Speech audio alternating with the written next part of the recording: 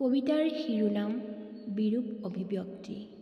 ৰচনা আৰু পাঠ মায়ামণি দেৱী। বিৰূপ অভিব্যক্তি। সভ্যতাৰ সুগন্ধি ছটিয়াবলৈ আকাশৰ দিশে উৰিছে মুখা পিন্ধা সভ্য মানুহৰ অহংকাৰ পাখি মেলি মেলি মেঘৰ দৰে। মেঘৰনো কিমান স্থিতি, মুখা বয়বৰো আছে অন্য এক বিৰূপ অভিব্যক্তি। সভ্যতাৰ উত্তাপ বহন কৰিব নোৱাৰি গলি গলি সৰে যি। গলিত টোপালবোৰৰ কি যে ঘৃণনীয় আৰু কদৰ্য দুৰ্গন্ধ, নিষিদ্ধ গলিৰ দৰে।